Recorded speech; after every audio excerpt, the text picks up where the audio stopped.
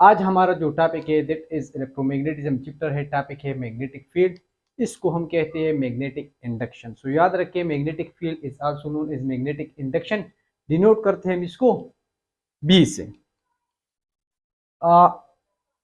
हमें पता है कि हमारे पास जब भी चार्ज होगी तो चार्ज की इर्द गिर्द फील्ड होती है जिसको हम कहते हैं इलेक्ट्रिक फील्ड। सो हर चार्ज के इर्द गिर्द जो फील्ड होती है उसको हम कहते हैं इलेक्ट्रिक फील्ड।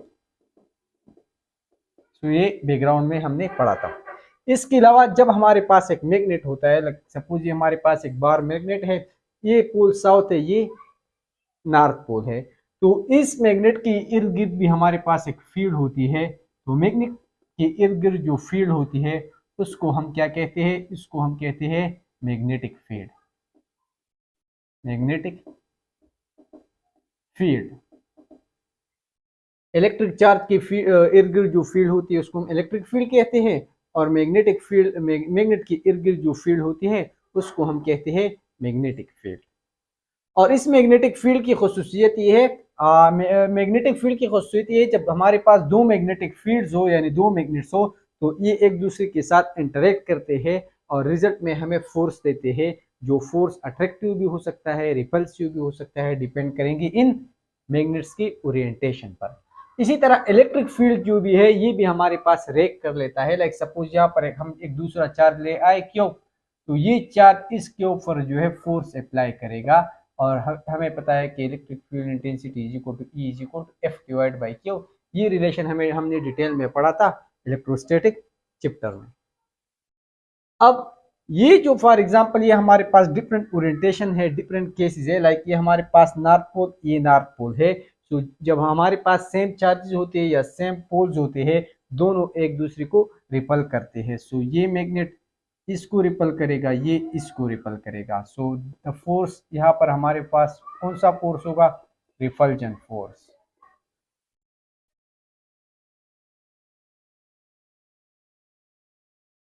अब ये जो फील्ड है ये इसको अगर हम देख ले, यहाँ पर भी साउथ है, यहाँ पर भी हमारे पास क्या है? साउथ है। तो यहाँ पर भी जो फोर्स होगी वो हमारे पास रिपल्सिव होगी और रिजल्ट में हमें क्या मिलेगा? रिपल्जन। यानी ये भी इस तरह मूव करेगा, ये मैग्नेट भी इस तरह मूव करेगा, ऊपर वाले केस की तरह। अब ये देख ले, साउथ है नॉर्थ है, तो ये एक दूसरे को अट्रैक्ट करेंगे, यहाँ पर अट्रैक्टिव फोर्स होगी। बेसिक से क्लास 7 8 वाली। यहाँ पर भी देख ले, यहाँ पर भी अपोजिट फोर्स है, तो यहाँ पर भी जो फोर्स होगी that will be attractive force. हमारे पास क्या होगी? अट्रैक्शन होगी, ये एक दूसरे को अट्रैक्ट करेंगे। अब मजे की बात यह है कि हमारे पास जो चार्ज होती है उसकी इर्द गिर्द जो फील्ड होती है दैट इज इलेक्ट्रिक फील्ड, और मैग्नेट के इर्द गिर्द जो फील्ड होती है वो हमारे पास क्या है? Magnetic field. फॉर एग्जाम्पल ये मेरे पास एक वायर है और इस वायर में जो है करंट है, या इस वायर में जो है हमारे पास इलेक्ट्रॉन्स है, तो इस वायर के इर्द गिर्द हमारे पास फील्ड होगी कौन सी? Electric field. सो ये एक वायर है जिसमें कंडक्टर है, कंडक्टर में इलेक्ट्रॉन्स है, तो इलेक्ट्रॉन के इर्द गिर्द एक फील्ड होगी जिसको हम कहते हैं इलेक्ट्रिक फील्ड। अब मजे की बात यह है, जब हमारे पास ये इलेक्ट्रॉन्स मूव करती है, फॉर एग्जांपल करंट हमारे पास इस वायर में है, इस वायर में करंट जा रही है, यानी इलेक्ट्रॉन्स मूव कर रही है, चार्ज मूव कर रही है, तो इस इलेक्ट्रॉन या चार्ज की मूवमेंट की वजह से इस वायर के इर्द गिर्द अब मैग्नेटिक फील्ड भी बनेगा। इलेक्ट्रिक फील्ड तो था ही, लेकिन अब एक एक्स्ट्रा फील्ड आएगा जिसको हम कहते हैं मैग्नेटिक फील्ड। सो जब हमारे पास वायर हो तो और इस वायर में जो है करंट गुजर रही हो और यहाँ पर हम कंपास ले आए, तो कंपास हमें डिफ्लेक्शन शो करेगा, और वही डिफ्लेक्शन हमारे पास क्या होगा? Magnetic field. यानी मैग्नेटिक फील्ड मैग्नेट के इर्द गिर्द भी होता है, और जब हमारे पास करंट कैरिंग वायर हो तो इसके इर्द गिर्द भी मैग्नेटिक फील्ड होगा। सही है। अब इसी वायर के इर्द गिर्द जब हम डायरेक्शन फाइंड करते हैं तो उस डायरेक्शन के लिए जो रूल्स हम यूज करते हैं that is right hand rule. Right hand rule.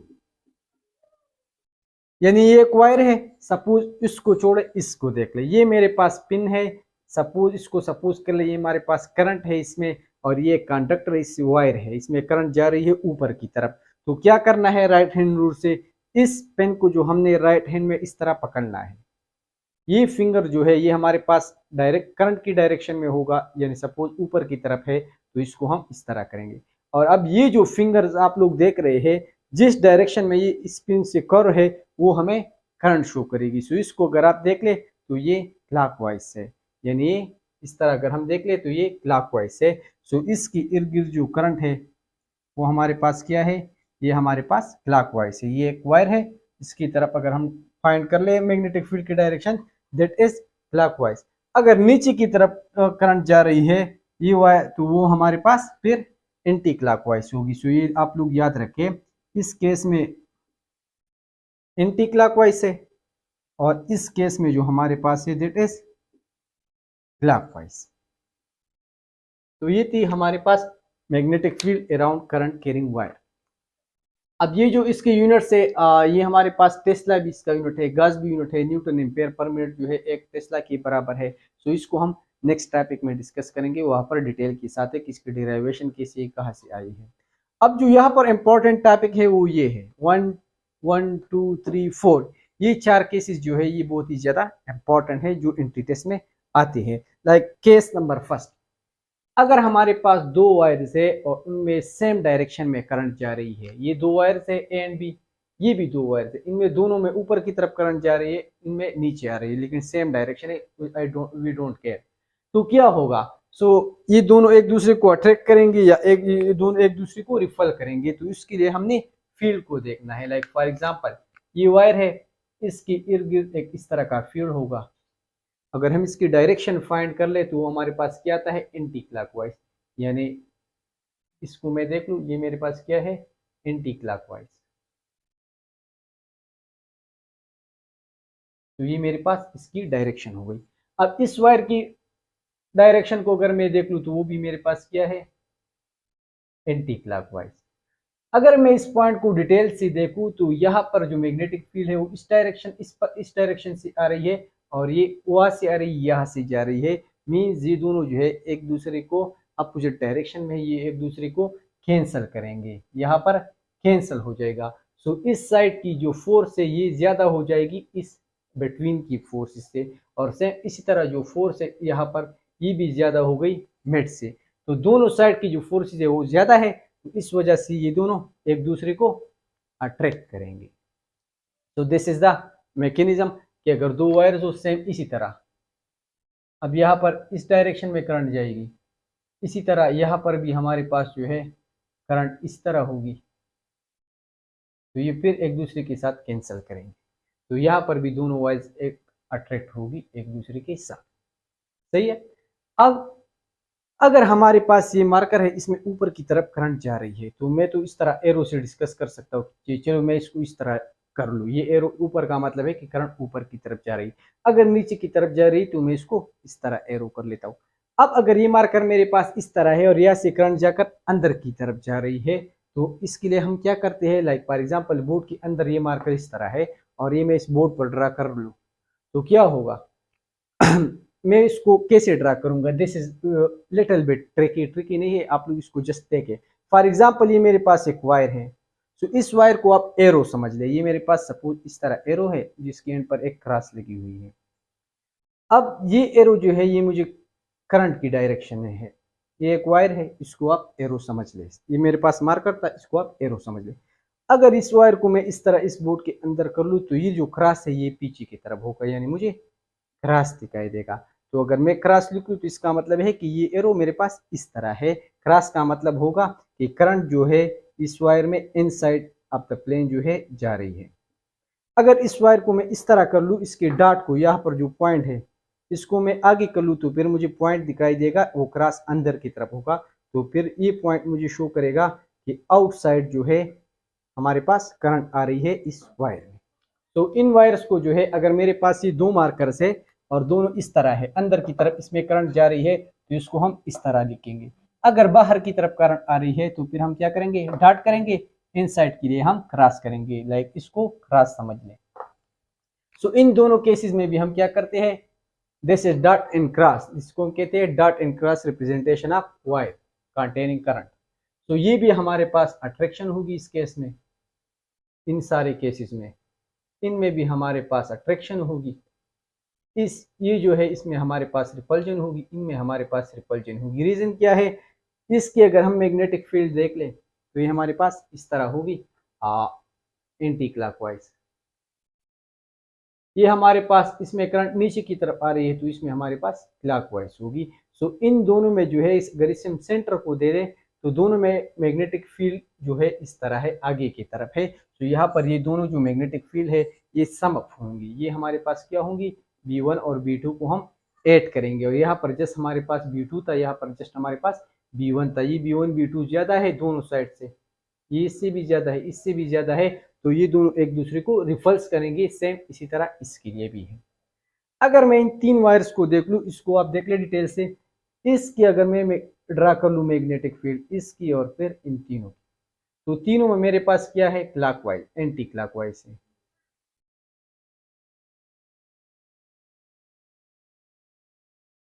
यहाँ पर जा रही है, इधर आ रही है, इससे यहाँ पर जा रही है, इधर आ रही है। अब ये दोनों में जो है यहाँ पर इफेक्ट जो है ये अपोजिट डायरेक्शन में है। ये अगर B1 है, ये B2, ये B3, तो ये B1 और B2 अपोजिट डायरेक्शन में है, B1 माइनस B2। यहाँ पर B2 और B3 अपोजिट डायरेक्शन में है, तो ये दोनों एक दूसरे को कैंसिल करेंगे।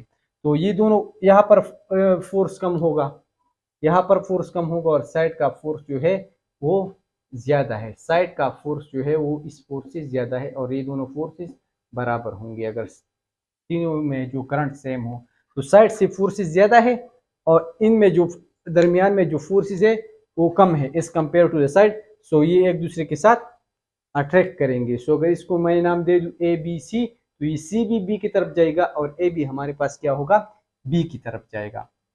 इस तरह का जो है सेम इसके लिए भी है। सेम पार दिस मीन्स C B की तरफ मूव करेगा और AB जो है वो भी B की तरफ मूव करेगा। अब इस केस को अगर आप देख ले, यहाँ पर ये हमारे पास इसका मैग्नेटिक फील्ड है जो मेरे पास क्या है, एंटी क्लॉकवाइज। यहाँ पर भी मेरे पास फील्ड है जो मेरे पास क्या है, एंटी क्लॉकवाइज। और ये इसमें करंट नीचे की तरफ आ रही है, इसमें हमारे पास करंट क्या होगी, सारी मैग्नेटिक फील्ड क्या होगी, इसमें मेरे पास क्लॉकवाइज। सो ये भी क्लॉकवाइज, ये भी क्लॉकवाइज और ये भी क्लॉकवाइज। तो यहाँ पर जो है दोनों की डायरेक्शन सेम है, तो यहाँ पर ऐड हो रहे हैं मैग्नेटिक फील्ड और ये जो फोर्सेस है इस साइड की फोर्सेस से ज्यादा है, ये भी साइड की फोर्सेस से ज्यादा है, तो ये अलग अलग होंगे। ये इस दोनों वायर्स को रिपेल करेगा, यानी B जो है इस C को भी रिपेल करेगा और A को भी रिपेल करेगा। सेम इसके लिए भी होगा, यानी A and C repelled by B। This is the result. So this was all about the magnetic field. इस पर जो है और भी अगले टॉपिक में जो है force on current carrying wire, जब हम इसको डिस्कस करेंगे तो ये आप लोगों को क्लियर हो जाएगा। It's enough for today. मेरे पास नॉर्थ साउथ मैग्नेट है, तो जो फील्ड होता है आउटसाइड द मैग्नेट वो हमारे पास N2S होता है और ये I जो है मेरे पास इस वायर में करंट फ्लो कर रहा है। तो इस वायर पर अब क्या होगा, एक फोर्स होगा जो अपवर्ड की तरफ हो सकता है, राइट लेफ्ट या नीचे, कुछ पॉसिबिलिटी होगी।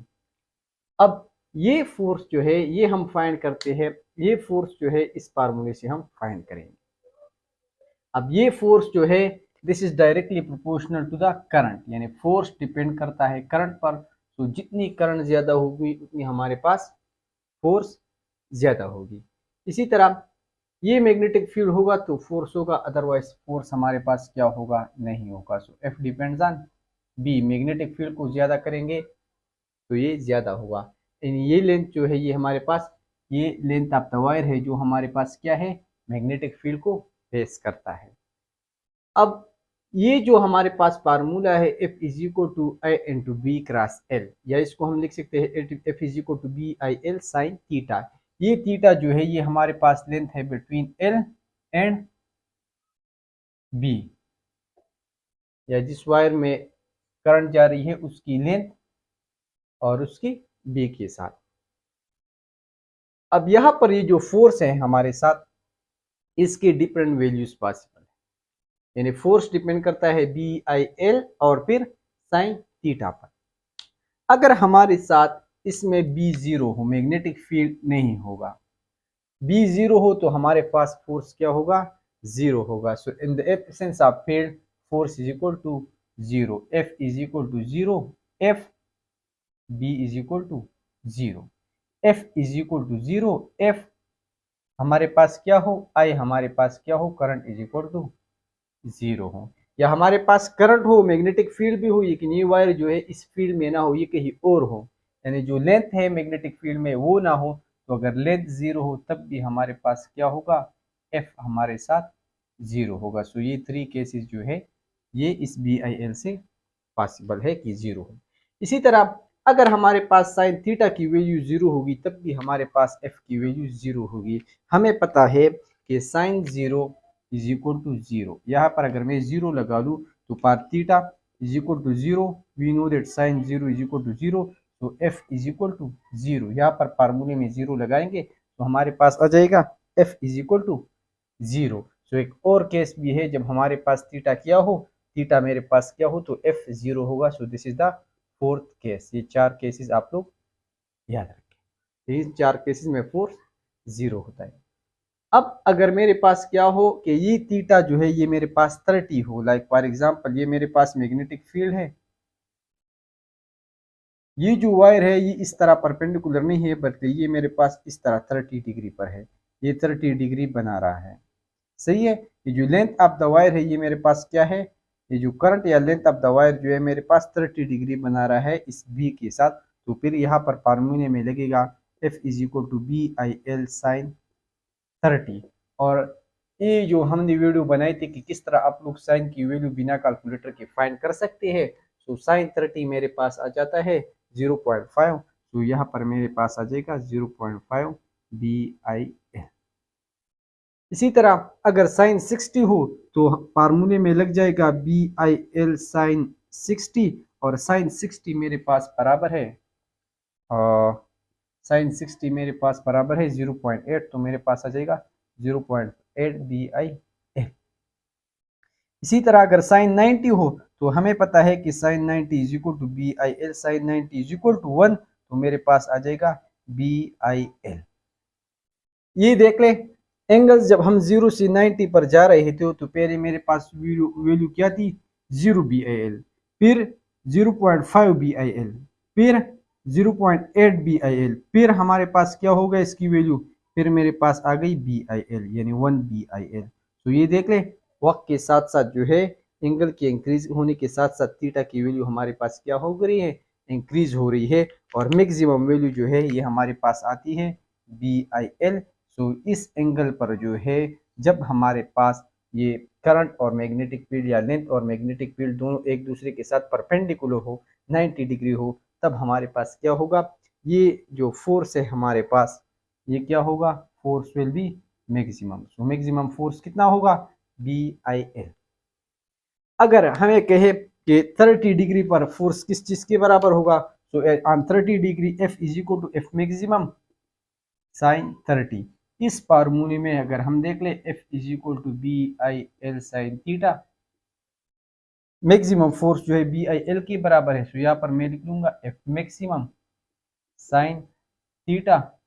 तो अगर मैं एफ फाइंड कर लेता चाहता हूँ तो F is equal to F max sine 30, और साइन 30 हमारे पास बराबर है 0. साइन 30 इज इक्वल टू 0.5, तो एफ मैक्स 0.5 आ जाएगा, या इसको मैं लिख सकता हूँ कि 50% ऑफ एफ मैक्सिमम। अगर ये गिवन हो कि हमारे पास ये परपेंडिकुलर है, मैक्सिमम फोर्स है 10 न्यूटन है, तो फिर अगर इस वायर को मैं 30 डिग्री कर लूँ तो एफ किस चीज के बराबर होगा, so F is equal to 50% of F maximum. अगर मेरे पास 45 डिग्री हो तो फिर क्या आएगा 745 is equal to F maximum, और 745 की वैल्यू मेरे पास है 0.75, तो मेरे पास आ जाएगा 75% ऑफ एफ मैक्सिमम। अगर साइन 60 हो सपोज, तो sine 60 is equal to F maximum, और साइन 60 हमारे पास बराबर है 0.8 यानी 0.8 mean 80% of F maximum. So ये हमारे पास डिफरेंट वैल्यूज डिफरेंट रिलेशंस है टू मैक्सिमम वैल्यू। अब अगर हम डायरेक्शन की बात कर ले तो डायरेक्शन जो है वो हम फाइंड करते हैं by Fleming left hand rule. Left hand लेंगे, इसको इस तरह करेंगे, ये तीनों फिंगर जो है ये एक दूसरे के साथ 90 डिग्री पर होगा। अब ये फिंगर जो है सेकंड वन फिंगर, ये पहले हम in the direction of magnetic field इसको हम कर लेंगे। ये जो फिंगर है मिडल फिंगर, इसको हम जो है करंट की डायरेक्शन में कर लेंगे। और ये जो बड़ी फर्स्ट फिंगर ये हमें देगी फोर्स की डायरेक्शन, यानी अगर ये बी हो ये आई हो तो ये मेरे पास क्या होगा, फोर्स। सो इसको आप याद कर ले, F B I, first finger, second finger, third finger. यहां पर इसको देख ले कि यहाँ पर मैग्नेटिक फील्ड जो है एन टू एस है, सो ये मेरे पास मैग्नेटिक फील्ड बी हो गया। आई इस तरह है तो ये मेरे पास जो फिंगर है ये मुझे डायरेक्शन ऑफ फोर्स दे रही है, तो दिस इज द फोर्स। इस केस में देख ले ये magnetic field N to S है, दिस इज बी, ये हमारे पास आई है, बी आई, तो ये मेरे पास क्या है, ये फोर्स भी हमारे पास परपेंडिकुलर होगा। अगर आपको इस तरह की कहे कि ये मेरे पास मैग्नेटिक फील्ड है, सो क्रॉस, पिछले टॉपिक में हमने कहा था कि क्रॉस हमें शो करते हैं कि मैग्नेटिक फील्ड इनसाइड क्या है, इनसाइड टू द प्लेन है, इस बोर्ड के अंदर की तरफ मैग्नेटिक फील्ड जा रही है। और इसमें इस तरह मैं एक वायर रखूँ, ये मेरे पास एक वायर है जिसमें इस तरह करंट जा रही है। तो ये देख ले, ये फिंगर बी की जो है ये इस तरह बोर्ड के अंदर की तरफ होगी, ये करंट की तरफ, तो फोर्स जो है अपवर्ड होगी। तो अगर आपको ये एमसीक्यूज में देख ले ये डायग्राम की इस फोर्स किस तरफ होगी, तो this is the direction of force. अगर सेम चीज आपको दे दे लेकिन आपको जो है इस तरह कर ले कि ये मेरे पास मैग्नेटिक फील्ड है जिसको डॉट्स से हम लोगों ने शो की है, और यहाँ पर अगर मैं क्या कर लूँ, एक इस तरह वायर ले लूँ और इसमें जो है इस तरह करंट जा रही है, तो पहले इस फिंगर को बी की डायरेक्शन में करेंगे आउटसाइड ऑफ द बोर्ड, और करंट की डायरेक्शन उस तरह है, करंट बी तो नीचे की तरफ, ये मेरे पहली फिंगर हो गई, तो मीन्स ये वायर जो है ये नीचे की तरफ आ जाएगी। सो this is the force direction. यहाँ पर देख ले बी जो है नॉर्थ टू साउथ है और आई जो है उस तरफ है, सो फोर्स भी हमारे पास की तरफ आ गई, ये तरफ, ये मेरे पास फोर्स हो गई। तो फोर्स हम फाइंड करते हैं left Fleming left hand rule, और ये मेरे पास इसका तरीका है।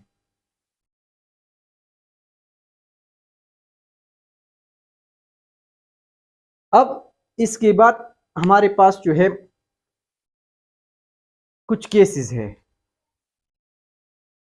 अगर आपको कहे कि सपोज मेरे पास जो है दो अलग अलग फील्ड है, दो अलग अलग वायर से, अलग अलग करंट है, अलग अलग एंगल से, एंगल भी चेंज है, फूर बी भी चेंज है, करंट भी चेंज है, आप क्या कर ले, आप जो है फोर्स फाइंड कर ले या रेशो फाइंड कर ले F1।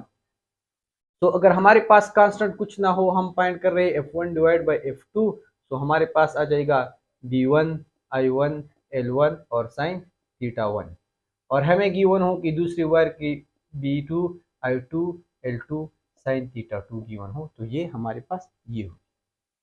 अगर एमसीक्यूज में कहे कि हमारे पास दो वायर्स है, दोनों की लेंथ सेम है, दोनों में सेम करंट जा रही है, मैग्नेटिक फील्ड भी सेम है लेकिन थीटा डिफरेंट है, so we will get F1 divide by F2 is equal to sine theta 1 divide by sine theta 2। अगर कहे कि साइन थीटा भी सेम है, एंगल भी सेम है, लेंथ भी सेम है, फील्ड भी सेम है लेकिन करंट डिफरेंट है, we will get I1 divide by I2। जो वैल्यू डिफरेंट है वो लिख ले और बाकी हमारे पास क्या करें, बाकी वैल्यूज कैंसिल हो जाएगी। सो दिस इज, ये हमारे पास इस तरह की आ जाएगी। अब अगर हमें थीटा गिवन हो, बी गिवन हो, आई गिवन हो, एल, तो हमारे पास जो है फोर्स हम फाइंड कर सकते हैं। फार्मूले को देख ले, फार्मूले में हमारे पास कौन सी चीजें है, बी है, आई है, एल है और साइन थीटा है। 1 2 3 4 5 चीजें है हमारे पास, 5 चीजें है इक्वेशन में। अगर इनमें से 4 गिवन हो तो फिफ्थ वन हम इजीली फाइंड कर सकते हैं। सपोज बी गिवन है, आई गिवन है, एल गिवन है, थीटा गिवन है, तो फोर्स हम यहाँ से फाइंड कर सकते हैं। अगर सब वैल्यूज गिवन हो, बी ना हो, तो बी हम इस तरह फाइंड करेंगे, B is equal to F divide by I L sine theta. अगर सब वैल्यूज गिवन हो, आई ना हो, तो आई हमको हम इस तरह फाइंड करेंगे, I is equal to F divide by B L sine theta. अगर आपको कहे कि लेंथ फाइंड कर ले, फोर्स गिवन हो, करंट भी गिवन हो, एंगल भी गिवन हो, तो F divide by BI sin theta. अगर आपको कहे कि एक वायर को हमने एक फील्ड में रख लिया, उस पर 3 न्यूटन फोर्स लग गया और करंट इतना था, लेंथ हमारे पास इतना था, मैग्नेटिक फील्ड हमारे पास इतना था, आप लोग जो है एंगल फाइंड कर ले तो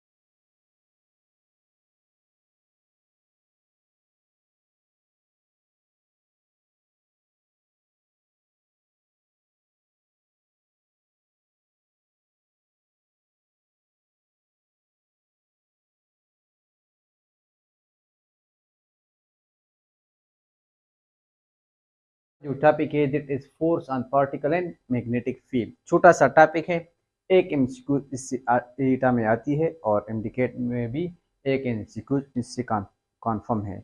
एमसीक्यूज में 3 पॉसिबिलिटीज है, 3 चीजें आपसे पूछेंगे। अगर हमारे पास एक पार्टिकल है, एक चार्ज पार्टिकल या सादा पार्टिकल है, वो फील्ड में एंटर होती है तो किस पर कितना फोर्स लगेगा, या कौन सा अगर सर्कल में जो है मूव कर रहा है तो उस सर्कल का रेडियस क्या होगा, ये जिस सर्कल में वो पार्टिकल मूव करता है उसकी टाइम पीरियड या फ्रीक्वेंसी हमारे पास क्या होगी। तो ये 3 चीजें जो आज हमने वो सीखनी है और वो पढ़नी है। लेट सपोज हमारे पास 2 मैग्नेट पोल्स हैं, एक हमारे पास है साउथ पोल और एक हमारे पास है नॉर्थ पोल। मैग्नेटिक फील्ड होता है हमारे पास from north to south outside the magnet pole. So ये मेरे पास मैग्नेटिक फील्ड जो है नॉर्थ से साउथ की तरफ है।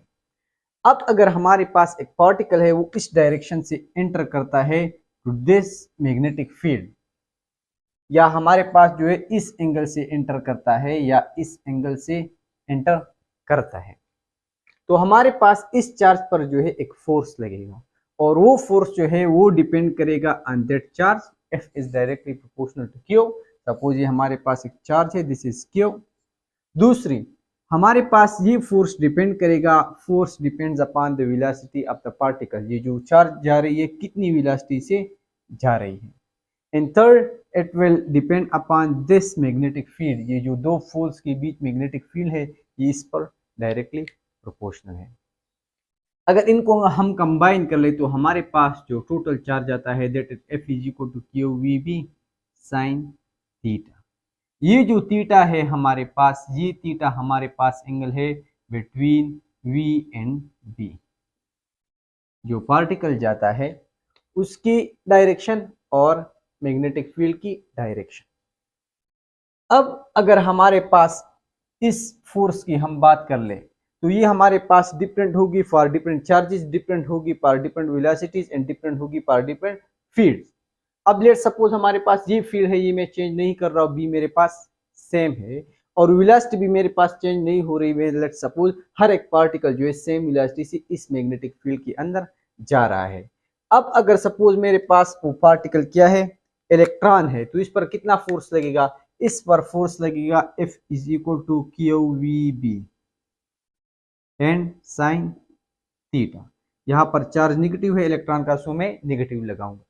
अब अगर प्रोटॉन जा रहा है तो प्रोटॉन पर भी सेम चार्ज लगेगा, लेकिन उसकी चार्ज पॉजिटिव होती है, सो इस पर फोर्स क्या होगा, F is equal to QVB sine theta. यानी अगर हमारे पास एक फील्ड में एक इलेक्ट्रॉन एंटर हो जाता है, एक प्रोटॉन सेम वेलोसिटी से, तो दोनों पर जो फोर्स अमल करेगा वो मेरे पास क्या होगा, सेम होगा। हमें पता है कि प्रोटॉन 1840 टाइम हेवियर है इलेक्ट्रॉन से, लेकिन फिर भी जो फोर्स है वो मास पर डिपेंड नहीं करता, ये डिपेंड करता है ओनली ऑन QVB। यहाँ पर हमारे पास मास इन्वॉल्व नहीं है, ये आप लोग याद रखें। इसी तरह अगर पॉजिट्रॉन होगा तो क्या होगा, पॉजिट्रॉन भी हमारे पास इलेक्ट्रॉन की तरह पार्टिकल्स होते हैं, लेकिन उसकी चार्ज पॉजिटिव होती है, सो इसके लिए QVB साइन थीटा इस पर फोर्स लगेगी। अब जब हमारे पास अब अल्फा पार्टिकल है तो अल्फा पार्टिकल भी हमारे पास फोर्स लगेगी, क्योंकि इस पर भी चार्ज है। बीटा पार्टिकल पर भी हमारे पास जो है वो फोर्स लगेगी। Let me confirm the beta particle. So alpha particle पर हमारे पास जो चार्ज होती है वो हमारे पास, इसमें हमारे पास 4 टाइम्स ऑफ इलेक्ट्रॉन होती है। सो जो अल्फा पार्टिकल है उस पर हमारे पास चार्ज होगी 4QVB साइन थीटा। सही है। अल्फा पार्टिकल में हमारे पास ये हीलियम न्यूक्लियस होता है, यहाँ पर हमारे पास 2 प्रोटॉन्स होते हैं और 2 neutrons. Sorry for the interruption. अब ये जो अल्फा पार्टिकल है हमारे पास, ये हमारे पास हीलियम न्यूक्लियस होता है, जिसमें हमारे पास 2 प्रोटॉन्स 2 न्यूट्रॉन्स होते हैं। न्यूट्रॉन पर चार्ज नहीं होता, लेकिन प्रोटॉन पर हमारे पास डबल पॉजिटिव चार्ज होता है, तो यहाँ पर मेरे पास चार्ज आएगा 2QVB साइन थीटा। अब यहाँ पर जो बीटा पार्टिकल है वो भी इलेक्ट्रॉन की तरह होते हैं, that will B QVB sine theta. यहाँ पर पॉजिटिव नेगेटिव होते हैं, सो आप जस्ट QVB लगा ले। इसी तरह जो गामा पार्टिकल्स होते हैं, सारी गामा रेस होती है, ये न्यूट्रल होती है, सो यहाँ पर जो है गामा रेस के लिए Q0 होता है। न्यूट्रॉन के लिए भी हमारे पास Q0 होती है, सो F विल बी 0 और F in this case will be also 0। So अगर हमारे पास electron, proton, positron, alpha, beta, gamma rays, neutron, ये सारे 1 बाय 1 एंटर हो जाते हैं, तो सब पर फोर्स लगेगा except gamma rays and neutron. तो ये आप लोग एक एमसीक्यूज आप लोगों की हो गई। सेकंड केस, अगर हमारे पास ये एंगल 0 हो, यानी parallel to magnetic field enter कर जाते हैं, सो वी नो दैट कि हमारे पास साइन 0 हमारे पास 0 है, सो सब पर जो है फोर्स क्या होगा, सब में जो है साइन 0 इज इक्वल टू 0, तो सब पर जो फोर्स लगेगा वो हमारे पास 0 होगा। सो आप लोग ये याद रखें कि अगर हमारे पास जो भी पार्टिकल हो, इलेक्ट्रॉन, प्रोटॉन, लेकिन अब अगर पैरेलल मैग्नेटिक फील्ड एंटर हो जाते हैं, तो इस केस में हमारे पास जो इस पर फोर्स है वो फोर्स नहीं होगा। अगर हमारे पास कोई भी एंगल है तो इसके लिए ये होगा। अगर सपोज ये एंटर कर जाते हैं, ये मैग्नेटिक फील्ड है B, ये हमारे पास वेलोसिटी है, इसकी एंगल सपोज हमारे पास 90 डिग्री हो, तो साइन 90 हमें पता है कि साइन 90 इज इक्वल टू 1, तो यहाँ पर हमारे पास 1 आ जाएगा, तो यहाँ पर माइनस QVB, यहाँ पर मेरे पास आ जाएगा QVB, यहाँ पर मेरे पास आ जाएगा QVB, यहाँ पर आ जाएगा 2QVB, और बीटा पार्टिकल के लिए भी आ जाएगा QVB। याद रखिए ये जो फोर्स है ये दोनों हमारे पास सेम है, इलेक्ट्रॉन और प्रोटॉन पर जो फोर्स लगता है वो बिल्कुल सेम होता है। अब ये फोर्स हमारे पास वेक्टर क्वांटिटी है, सो ये जो नेगेटिव पॉजिटिव है ये हमें जस्ट शो करता है डायरेक्शन ऑफ द फोर्स। यानी अगर हमारे पास जो है लेट्स सपोज इसको मैं इस साइड से देखूं, इस साइड से अगर मैं इसको देख लूं, या से मैं अगर इसको देख लूं, ऊपर देख लूं, तो लेट्स सपोज ये मेरे पास एक इलेक्ट्रॉन एंटर हो गया, एक हमारे पास क्या है, प्रोटॉन एंटर हो गया, तो क्या होगा, दोनों पर जो फोर्स है वो सेम लगेगा। लेकिन अगर इलेक्ट्रॉन पर हमारे पास ये फोर्स क्लॉकवाइज डायरेक्शन में है, तो सेम फोर्स प्रोटॉन पर भी लगेगा, लेकिन वो हमारे पास क्या होगा, एंटी क्लॉकवाइज, दोनों का डायरेक्शन अपोजिट होगा। लेकिन ये जो फोर्स है ये मेरे पास क्या होगा, सेम होगा। सो ये आप लोग याद रखें। अब लेट्स सपोज हमारे पास एक इलेक्ट्रॉन एंटर हो जाता है एक मैग्नेटिक फील्ड पर, और इसकी एंगल ऑलरेडी मैंने आपको बता दिया कि अगर हमारे पास जीरो हो तो Q V B sine theta, sine zero is equal to zero, so force क्या होगा, zero. So this is the minimum case. आपसे पूछे एमसीक्यूज में कि हमारे पास किस केस में जो है इलेक्ट्रॉन पर फोर्स जीरो होता है, तो जब ये parallel to magnetic field enter करेगा तो हमारे पास क्या होगा, फोर्स इस पर जीरो होगा।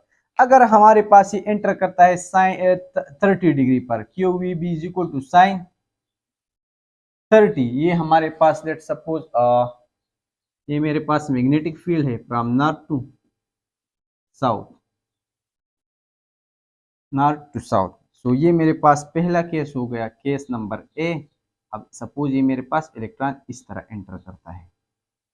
अब मेरे पास अगर इलेक्ट्रॉन 30 डिग्री पर एंटर करता है, this is 30 degree, C 45 degree, D means 60 degree और ई केस मीन्स कि अगर ये 90 डिग्री पर एंटर करता है, तो हर एक केस में जो है इस पर जो फोर्स लगेगा वो फोर्स डिफरेंट होगा। अब इस केस में हमारे पास क्या होगा, F is equal to Q V B sine 30 होगा, और we know that sine 0 is equal to 0 and sine 30 is equal to 0.5, तो जो फोर्स होगा that will be 0.5 F। Q V B को मैंने F रख लिया। साइन 45, तो साइन 45 क्यू वी बी मेरे पास आ जाएगा साइन 45, और साइन 45 हमें पता है कि वो बराबर है 0.75, तो मेरे पास आ जाएगा क्यू वी बी 0.75।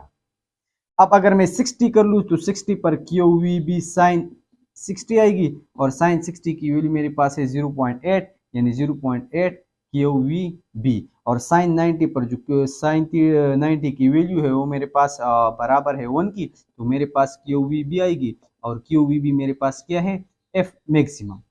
तो इन केसेस में जो है मैं क्यू वी बी मैक्सिमम लिख सकता हूँ। So let me remove this. अब ये जो फोर्सेस है हमारे पास, ये आप लोग देख लें कि इस केस में जो है वो जीरो है, इस केस में 0.5 एफ मैक्स है, यानी 50% ऑफ एफ मैक्स, यहां पर जो है 75% ऑफ एफ मैक्स, और यहां पर आ गया 80% ऑफ एफ मैक्स, और ये मेरे पास एफ मैक्स यानी मैक्सिमम। और मैक्सिमम किस चीज के बराबर है, क्यू वी बी का। अगर आपको कहे कि मेरे पास एक इलेक्ट्रॉन एंटर हो जाता है एक मैग्नेटिक फील्ड पर, उस पर मैक्सिमम फोर्स जो था, या सपोज एक मैग्नेटिक फील्ड पर इलेक्ट्रॉन एंटर हो जाता है डिफरेंट एंगल्स पर, मैक्सिमम जो फोर्स लगता है वो मेरे पास है 10 न्यूटन। और अब अगर ये 30 डिग्री पर एंटर करेगा तो इस पर कितना फोर्स लगेगा। सो आप लोगों ने क्या करना है, ये जो एफ मैक्स है ये आपको गिवन है, यानी क्यू वी बी जो है ये गिवन है, सपोज ये 10 न्यूटन है, एफ मैक्सिमम कितना है, 10 न्यूटन। अब अगर आप लोगों ने एफ फाइंड करनी है 30 डिग्री, सो 30 डिग्री के लिए ये फार्मूला है 50% ऑफ मैक्स, तो हमारे पास जो 50% ऑफ 10 न्यूटन आता है वो हमारे पास है 5 न्यूटन, यानी 5 न्यूटन फोर्स जो है फिर इस पर लगेगा। So this was all about the Q V B sine theta. अब अगर ये इलेक्ट्रॉन एंटर करता है, अगर आपसे पूछ ले कि आप लोग इसका एक्सीलरेशन फाइंड कर ले, ये वो फार्मूला लिखे कि इस पर इसकी एक्सीलरेशन फाइंड कर ले, तो हमें ये भी याद रख ले कि F is equal to Q V B sine theta, यहाँ पर F बराबर है एम ए की, सो मैं ए लिख लेता हूँ, और Q V B sine theta, ये F is equal to M A, ये जो M है ये मैं इस साइड पर ले आता हूँ, तो ये मेरे पास इक्वेशन फॉर द एक्सीलरेशन है। सही है। अगर आपसे ग्राफ्स के बारे में पूछे तो ग्राफ्स भी सिंपल है, यानी ये जो फोर्स है ये डिपेंड कर देता है क्यू पर, so F is directly proportional to Q, Q को इंक्रीज करेंगे फोर्स इंक्रीज होगा, वेलोसिटी को इंक्रीज करेंगे तो ग्राफ इंक्रीज होगा, और मैग्नेटिक फील्ड के लिए भी क्या होगा, मैग्नेटिक फील्ड के लिए भी हमारे पास ग्राफ सेम होगा। सही है। अगर आपको पूछे कि डिफरेंट पार्टिकल्स एंटर हो जाते हैं to different magnetic field with different velocities and different charges, सब कुछ हमारे पास चेंज है, आप रेशियो फाइंड कर ले, तो F1 divide by F2 is equal to हमारे पास है Q1 V1 B1 sign theta 1 और Q2 V2 B2 sign theta 2, यानी दो अलग अलग मैग्नेटिक फील्ड है, अलग अलग चार्जेस एंटर हो गई with different velocities at different angles. तो इससे हम रेशियो फाइंड करेंगे। अब अगर सपोज आपको कहे कि जो फील्ड है वो मेरे पास क्या था, सेम था, एंगल भी सेम था, लेकिन चार्ज डिफरेंट था, तो F1 divide by F2 is equal to Q1 divide by Q2। ये तब होगा जब V B और थीटा कांस्टेंट होंगे, और ये वाला फार्मूला तब होगा जब Q B और साइन और थीटा कांस्टेंट होंगे, और ये रेशियो साइन थीटा 1 और साइन थीटा 2 के बराबर तब होगी जब सेम चार्ज होगा लेकिन वो डिफरेंट एंगल से एंटर करेगा। तो ये आप लोग याद रखें। अब अगर एक मैग्नेटिक फील्ड में एक पार्टिकल एंटर होती है तो आप लोगों ने अगर उसको रेडियस फाइंड करनी है तो वो हम इस तरह फाइंड करेंगे कि F जो है वो QVB हमारे पास बराबर है half mv² divide by r, यानी जो फोर्स अमल करता है सेंट्रीपिटल फोर्स वो हमारे पास इस QVB के बराबर होती है। तो ये R आ जाएगी हमारे पास mv² divide by Q and B। तो याद रखें कि ये जो रेडियस है हमारे पास ये डायरेक्टली प्रोपोर्शनल है मास पर, और ये जो है इनवर्सली प्रोपोर्शनल है किस चीज पर, Q पर। अब जब हम फोर्स की बात कर रहे थे तो फोर्स पर वहां पर m नहीं था, लेकिन यहाँ पर रेडियस में m है। सो ये आप लोग याद रख लें। इसके अलावा अगर टाइम पीरियड के बारे में आपसे पूछ ले कि टाइम पीरियड क्या होगा, so we know that v is equal to s divide by t। t मेरे पास बराबर है s बाई v के। s हमारे पास सर्कल में बॉडी मूव करती है 2 पाई r बाई v है, और 2 पाई बाई v, और यहाँ पर जो है r किस चीज के बराबर है, यहाँ पर mv² बाई QV, ये v के साथ कैंसिल हो जाएगा, 2 पाई m बाई QV। तो ये मेरे पास टाइम पीरियड का फार्मूला हो गया। अब जो फ्रीक्वेंसी है वो उसकी उलट उलट होगी, so frequency is equal to QV divide by 2 pi m। तो ये मेरे पास फ्रीक्वेंसी हो गई। So this was all about the force on the particle moving in a magnetic field. अगर आपको कोई भी इसमें मसला आ रहा हो, कोई भी पॉइंट समझ नहीं आ रही हो, तो आप लोग जो है वो मुझसे डायरेक्टली पूछ सकते हैं। एक और बात कि हमारे पास जो है एक एमसीक्यूज है वो कुछ इस तरह है कि लेट्स सपोज हमारे पास एक फील्ड है, ये हमारे पास फील्ड है, सही है। Let me right the correct values. ये हमारे पास इस डायरेक्शन में इलेक्ट्रिक फील्ड है, इसी डायरेक्शन में हमारे पास मैग्नेटिक फील्ड है, और एक इलेक्ट्रॉन जो है वो इस डायरेक्शन में जा रहा है विद वेलोसिटी v। तो क्या होगा, ये रुकेगा, ये वापस आएगा, ये किस डायरेक्शन में चला जाएगा। तो अगर हम देख ले तो ये मैग्नेटिक फील्ड भी इस डायरेक्शन में है और इलेक्ट्रॉन भी इस डायरेक्शन में मूव कर रहा है। यहाँ पर एंगल 0 है, तो अभी हमने कहा जब एंगल 0 होता है तो इस पर फोर्स 0 होती है। तो इस बी का इस ई से कोई लेना देना नहीं, इस पर डिपेंड नहीं करेगा। अलबत्ता ये जो इलेक्ट्रिक फील्ड है हमारे पास, हमें पता है कि इलेक्ट्रॉन जो है वो opposite to electric field move करती है। अगर ये मेरे पास पॉजिटिव है, ये मेरे पास नेगेटिव है, ये इलेक्ट्रिक फील्ड होगा, और इलेक्ट्रॉन जो है वो मूव करेगा फ्रॉम नेगेटिव टू पॉजिटिव। अब इलेक्ट्रिक फील्ड इस तरफ है, इलेक्ट्रॉन भी इस तरफ जा रहा है। अब इलेक्ट्रिक फील्ड की वजह से इलेक्ट्रॉन इस डायरेक्शन में मूव करता है, तो इस डायरेक्शन पर इलेक्ट्रॉन पर फोर्स हो रहा है, तो ये इलेक्ट्रॉन आगे जाके थोड़ा थोड़ा स्लो होगा, रुकेगा, और फिर आखिरकार जो है इस डायरेक्शन में जो है दोबारा स्टार्ट करेगा। इसके अलावा जब ये पार्टिकल 90 डिग्री पर एंटर होगा तो ये मेरे पास जो पार्टिकल है ये सर्कल में मूव करेगा। अब अगर ये एंगल 0 और 90 डिग्री के बीच हो तो ये बॉडी जो है ये स्पाइरल मूव करेगी। सो डू रिमेंबर इट, इसकी मोशन फिर सर्कुलर नहीं होगी, फिर मेरे पास क्या होगी, ये मेरे पास सर्कुलर होगी। इसके अलावा यहाँ पर जो फोर्स लगेगी, अगर आपको एक कहे कि यहाँ पर जो है पार्टिकल एंटर होता है, इसकी फोर्स फाइंड कर ले, तो इसके लिए हम कौन सा रूल्स करेंगे, यूज करेंगे, तो इसके लिए both Fleming left hand right hand rule भी यूज होता है, left B, Fleming right hand rule और Fleming left hand rule.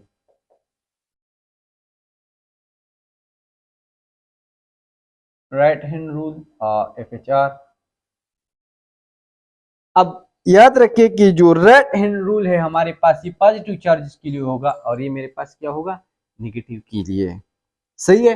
Like ये जो पार्ट, ये फर्स्ट फिंगर फोर्स हमें शो करेगी, second one will show Q, third one will show F Q V, और बाकी जो है बाकी फिंगर्स काम नहीं करेगी।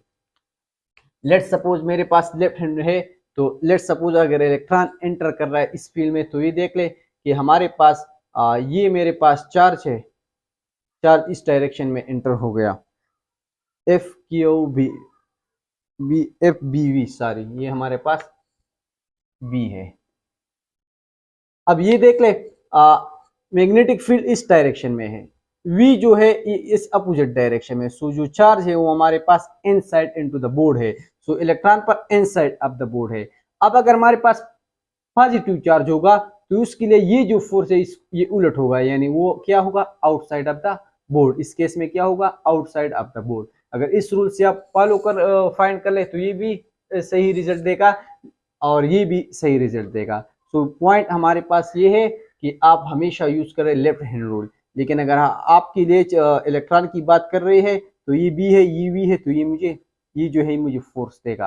अब अगर यही फिंगर्स आप लोगों ने पॉजिटिव चार्ज के लिए यूज करनी है तो पहले इसको कंसीडर कर लें नेगेटिव, नेगेटिव में जो डायरेक्शन देगी हमारे पास वो क्या होगा, उसको उलट कर ले तो हमारे पास वो आ जाएगा। सो this is all about the charges.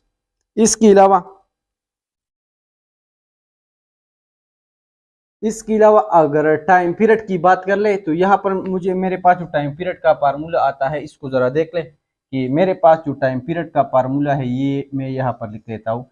T मेरे पास बराबर है 2 pi M by Q B.